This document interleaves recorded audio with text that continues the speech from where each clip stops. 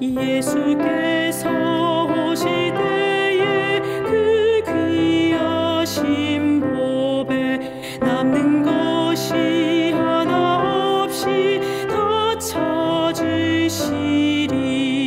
새벽별 같은 법에 멸류관에 달려서 밝고도 영원롭게 들비치겠네. 정한 법에 빛난 법에 주 예수의 법에 하늘나라 두시려고 더 거두시리. 새벽별 같은 법에 멸류관에 달려서 밝고도 영원롭게 들비치겠네. 주를 사랑하는 아이 이 세상에서도 주의 말씀 순종하면 참 보배로다. 새벽별 같은 법에 멸류관에 달려서 밝고도 영원롭게 들비치겠네.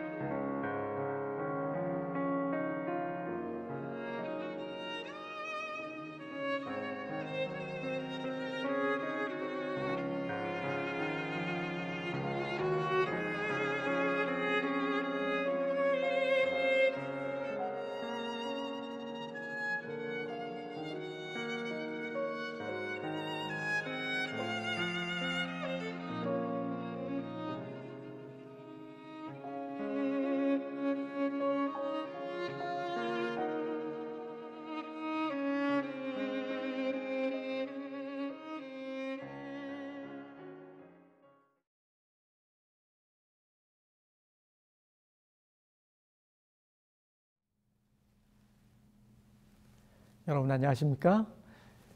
오늘은 부활과 예수님의 재림을 어떻게 믿을 수 있는가 라는 제목으로 함께 말씀을 나누겠습니다. 전교 1등을 하던 고등학교 어느 학생이 학교 5층 옥상에서 투신 자살하는 비극이 발생했습니다. 자살의 이유를 들어보니까 시험에서 컨닝을 했다는 의혹이 제기되자 어떤 친구의 악성 루머가 또한 온 교내를 떠돌게 됩니다. 억울함을 호소하며 자신의 결백을 주장했지만 소용이 없어지자 스스로 목숨을 끊어 결백을 증명하기로 선택했던 것입니다. 사람에게 있어서 가장 슬픈 일은 무엇일까요? 돈을 잃는 것일까요? 명예를 잃는 것일까요? 배신을 당하는 걸까요? 가장 슬픈 일은 사랑하는 가족이 목숨을 잃는 것이라 생각합니다. 그것은 어디에도 비교될 수 없는 가장 쓰라린 아픔이기 때문입니다. 사람들이 죽음을 이토록 슬퍼하는 이유는 무엇일까요? 죽음은 관계된 모든 것과의 단절을 의미하지요. 다시는 볼 수 없는 영원한 이별이라고 생각하기 때문일 것입니다. 그래서 죽음은 누구에게나 피하고 싶은 비극적인 사건인 것입니다. 그러나 기독교의 장례 문화는 유교식 전통 장례 문화처럼 비통한 눈물과 통곡 소리로 어수선하지 않습니다. 고인과의 이별의 눈물은 있지만 오히려 차분한 찬송과 소망의 위로가 가득한 곳이 기독교 장례 문화이죠. 왜 기독교 장례식은 일반 장례식에 비해 슬퍼함이 적을까요? 죽음이 끝이 아니고 예수 재림시에 부활의 몸을 입고 살아서 다시 만날 수 있는 재회의 기쁨을 갖고 있기 때문입니다.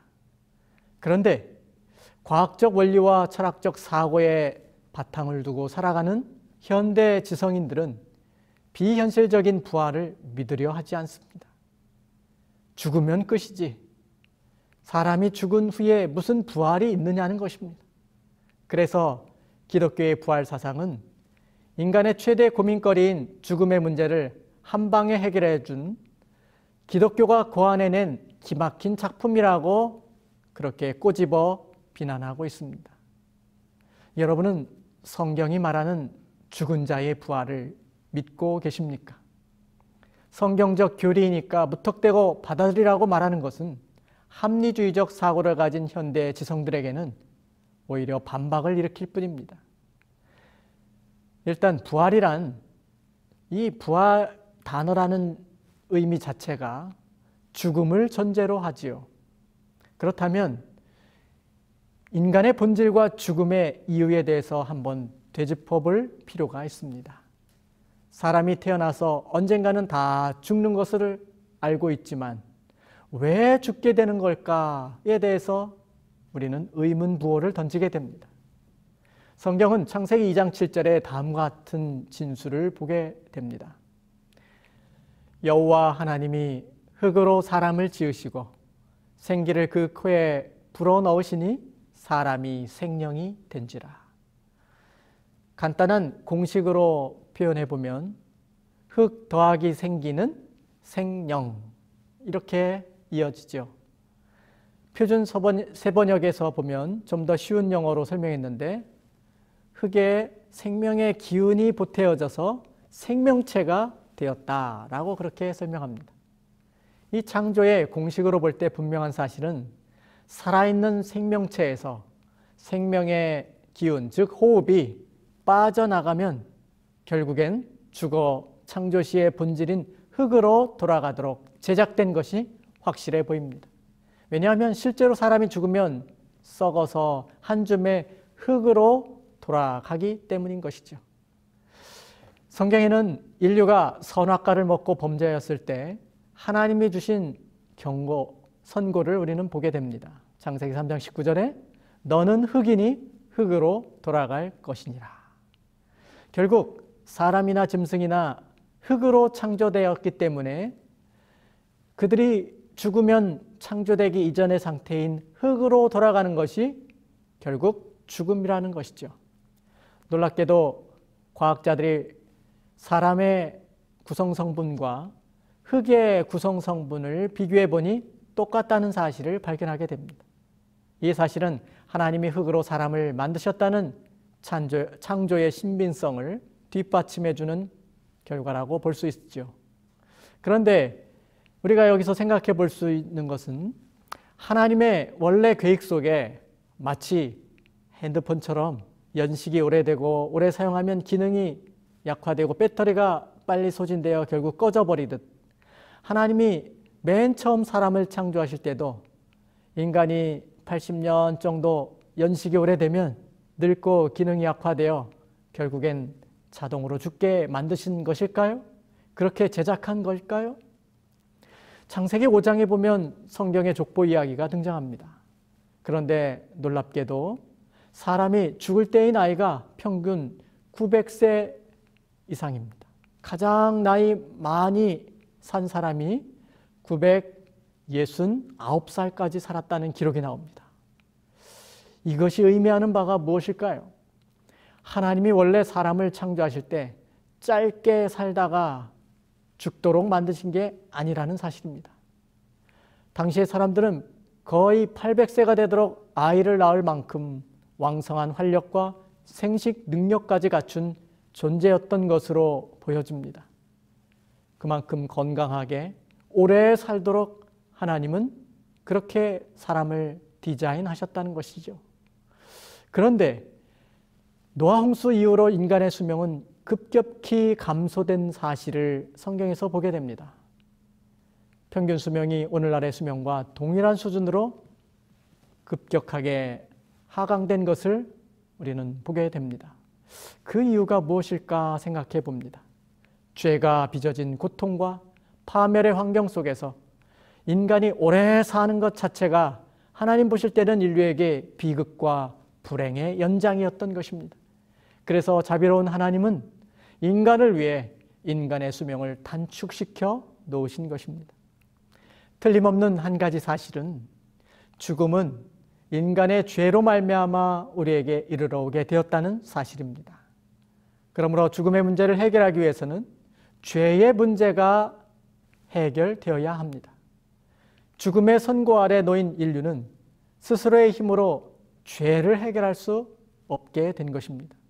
그래서 지난 시간에 말씀드렸던 것처럼 하나님이 첫 사람 아담을 대신하여 둘째 아담, 곧 여자의 후손으로 예수를 보내셔서 첫 아담의 죄를 해결하시고 인류를 죽음의 문제에서 완전히 해결해 주신 것입니다. 그러므로 인류를 대표하여 오신 예수님은 우리가 받아야 할 둘째 사망의 죄값을 십자가의 죽음으로 남김없이 갚아주신 것입니다. 그래서 세상에 하늘에 들어갈 의인이 하나도 없게 되었던 이 죄인들로 가득한 세상에서 예수 그리스도를 통해 수많은 죄인들이 의인의 신분으로 하늘에 들어갈 자격을 갖추게 해주신 것이죠. 그런데 문제는 예수를 힘입어 죄인들이 하늘에 들어갈 의인의 자격은 주어졌지만 주님의 부활이 없다면 사막의 세력에 붙잡혀 있는 처지로, 다시 말해 흙으로 돌아가 있는 상태로 영원히 남아있게 될 뿐이었습니다. 그래서 고린도전서 15장 17절에 사도 바울은 이렇게 이야기합니다. 그리스도께서 다시 살아나신 일이 없으면 너희의 믿음도 헛되고 너희가 여전히 죄 가운데 있을 것이요. 고린도전서 15장 20절, 그러나 이제 그리스도께서 죽은 자 가운데서 다시 살아나사 잠자는 자들의 첫 열매가 되셨도다. 그러므로 예수님이 사망의 권세를 깨뜨리고 죽음에서 부활하신 사실은 예수 안에서 믿고 죽은 잠자는 자들에게 부활의 열매로 다시 살아나 하늘에 갈 수 있는 명분을 갖게 해주신 것입니다. 그래서 기독교의 복음이 수많은 목숨의 위험 속에서도 선교사들에 의해 땅끝까지 널리 전파될 수 있었던 이유는 부활이요 생명을 주시는 예수님의 능력을 믿기 때문입니다. 그럼 예수 믿고 죽은 자의 부활은 구체적으로 언제, 어떻게 이루어지는 걸까요? 부활의 시점에 대한 설명에 앞서 죽은 자는 어떤 상태에 있는지 먼저 알 필요가 있는데요. 전도서 9장 5절에 무릇 산 자는 죽을 줄을 알되 죽은 자는 아무것도 모르며 라고 말씀합니다. 사람이 깊이 잠들면 아무것도 모르듯이 성경은 여러 곳에서 죽음을 잠으로 비유하고 있습니다. 예수님도 회당장 야이로의 어린 딸을 살리러 그의 집으로 가셨을 때에 많은 사람들이 울며 통곡하고 있었습니다. 그때에 예수님은 말씀하시기를 조용히 하라고, 소녀가 잔다, 내가 깨우러 왔다고 그렇게 말씀하십니다. 나사로의 죽음의 소식을 듣게 되셨을 때에도 예수님은 내 친구 나사로가 잠들었도다, 내가 깨우러 가노라고 그렇게 말씀하셨습니다. 우리는 아침에 학교 가야 할 아이가 늦게까지 깊이 잠들고 있으면 어떻게 깨우죠? 개똥아 일어나! 작은 목소리로 깨우지 않죠. 큰 소리로 이름을 부르며 깨웁니다. 마찬가지로 예수님도 당신을 믿고 죽은 자들을 깨워 일으키실 때도 그렇게 하실 것입니다. 회당장 야이로의 딸을 부활시킬 때에도 소녀야 일어나라 하고 아주 단호한 목소리로 말씀하셨고, 나사로를 부활시킬 때에도 나사로야 나오너라 살짝 얘기하신 게 아니라 여기 요한복음 11장 43절에 큰 소리로 그렇게 부르셨다고 말씀합니다. 데살로니가전서 4장 16절은 우리에게 이렇게 말합니다. 주께서 호령과 천사장의 소리와 하나님의 나팔로 친히 하늘로부터 강림하시리니 그리스도 안에서 죽은 자들이 먼저 일어나고. 이 말씀에 보면 주님께서 큰 소리로 명하시고 천사장의 소리, 하나님의 나팔 소리까지 동원하여서 죽은 주의 백성들을 깨우신다는 것입니다. 바로 죽은 성도들의 부활의 시점이 또한 언제라고 기록되었나요? 예수께서 하늘로부터 강림하시는 때라고 하실 것입니다. 바로 예수님의 재림의 때에 예수님을 믿고 죽은 자들의 부활이 성취되는 것입니다. 우리가 또 하나 기억해야 할 것이 있습니다. 주님의 말씀에 보면 이 세상에는 크게 두 종류의 사람이 있다는 것입니다.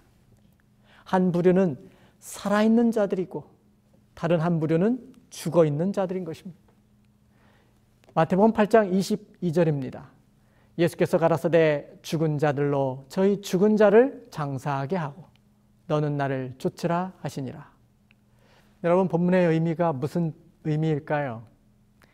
이 본문의 배경은 예수님을 쫓는 제자가 되기로 마음먹은 한 사람이 있었는데 예수님께 자기의 부친이 돌아가실 때가 가까웠으니 그 돌아가실 때가 언제일지 모르지만 아버지 장례를 치른 뒤에 와서 예수님 제자가 되면 안 되겠습니까? 라고 물은 것입니다.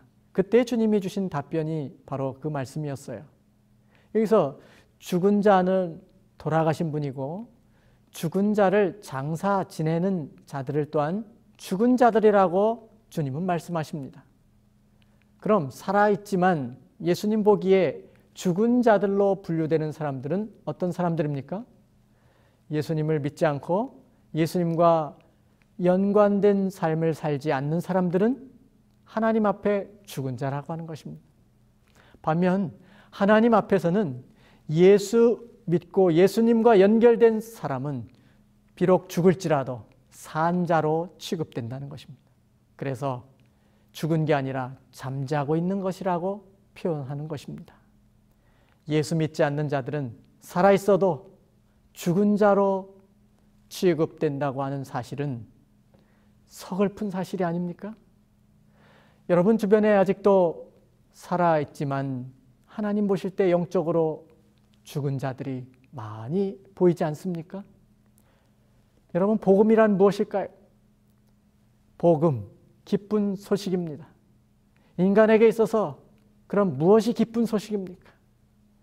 죽을 수밖에 없는 사람이 살 수 있는 방법이 있다는 것을 가르쳐주는 것만큼 가장 기쁜 소식이 무엇이겠습니까?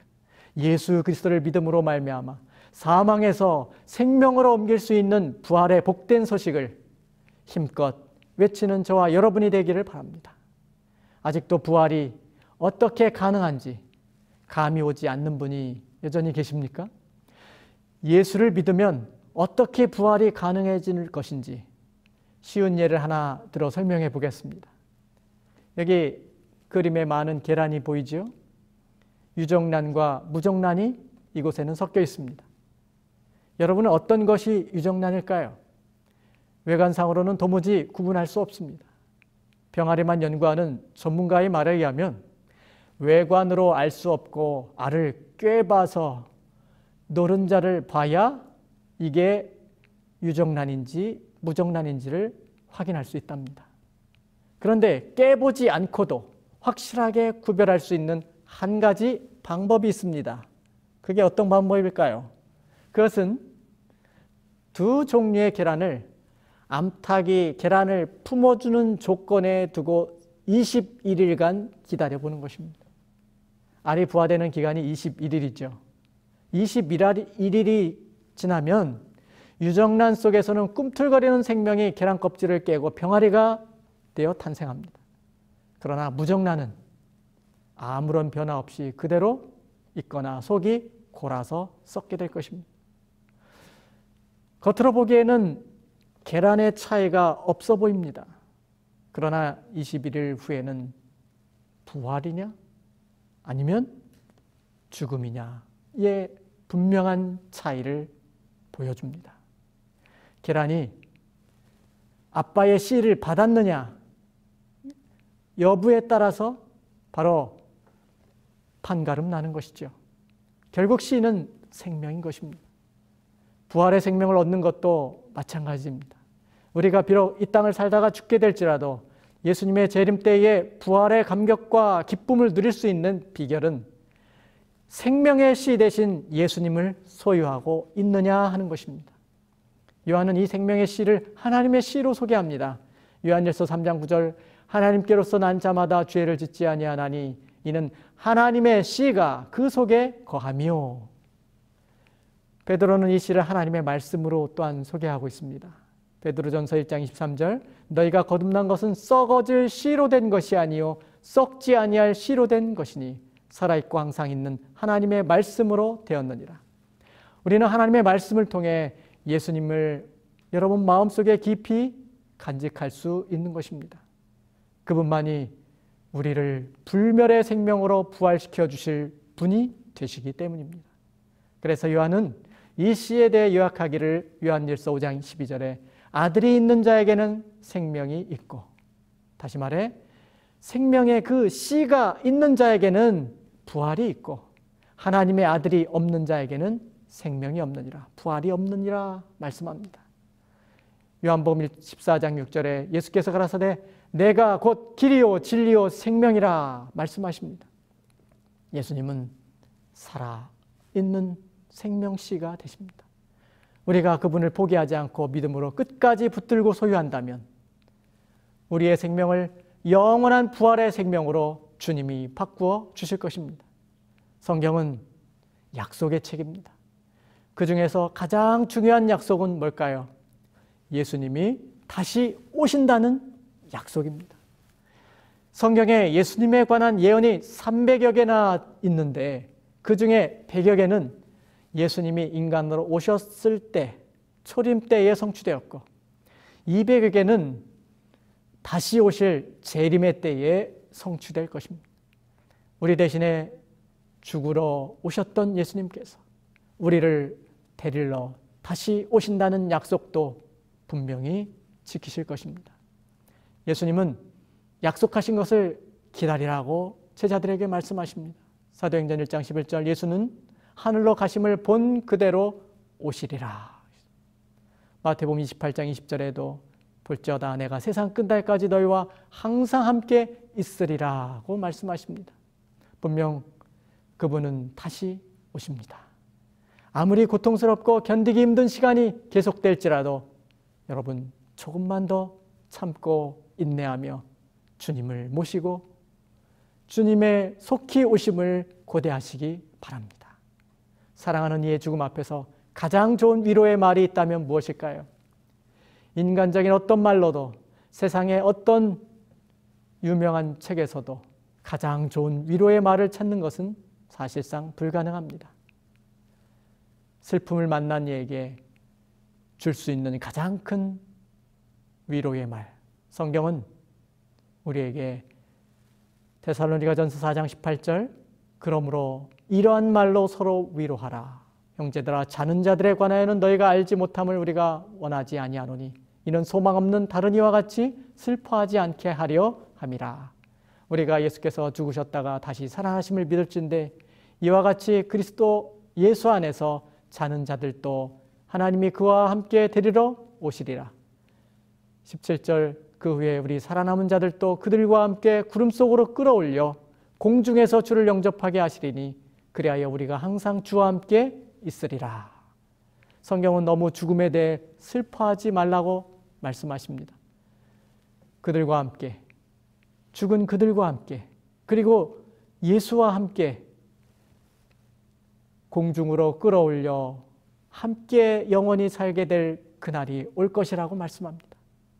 주님과 더불어 죽은 자를 다시 만날 때가 올 것인데 그것이 가장 큰 위로가 되지 않겠냐는 것이죠. 기독교는 그래서 위로의 종교요, 소망의 종교입니다. 어느 교회 목사님이 교회의 할아버지 한 분이 돌아가셔서 장례를 치르고 있을 때였습니다.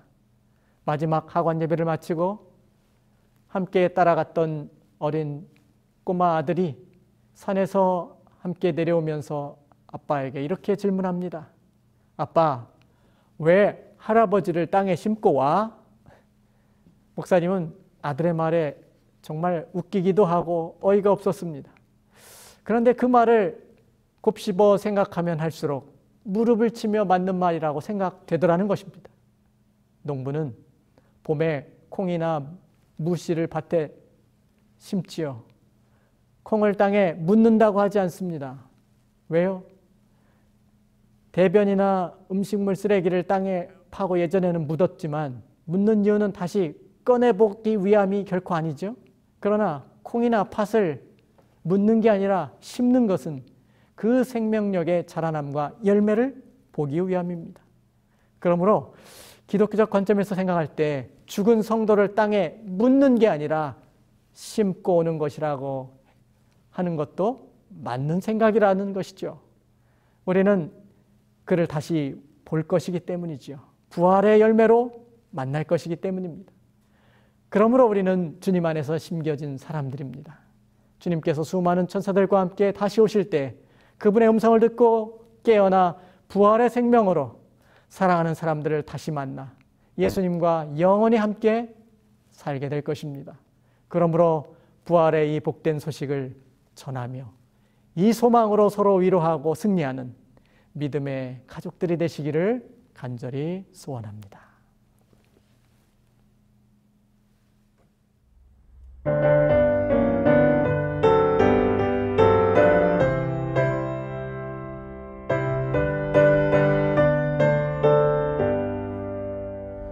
주님 오시는 그날이 언제일지 주님 뵙는 그날 나는 확실히 몰라. 지금 주님은 하늘 위지 성소에서 내 죄 위에 중보하네. 그 휘장이 거치는 날 이 땅으로 오시겠네. 그때 찬란히 빛나는 주님의 영광 나 그곳에 참여하리. 하늘 천사들 청한 찬미 소리 죄악 세상에서 비록 듣지 못하나 주님 지성소 나오게 되는 그날에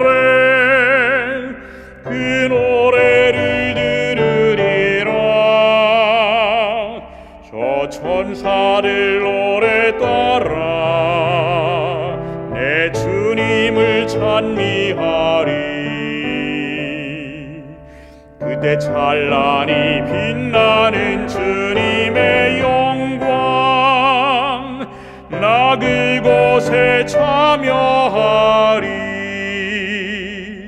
주님 준비한 빛나는 시온성을 지금 이 땅에서 비록 볼 수 없으나 나의 주님이 이 땅에 오시는 그날 나 시온성 보게 되리. 저 하늘 문 열리는 날 내 주님을 배우리라. 그때 사랑과 평화와 감사의 찬송 온 천지에 가득하리.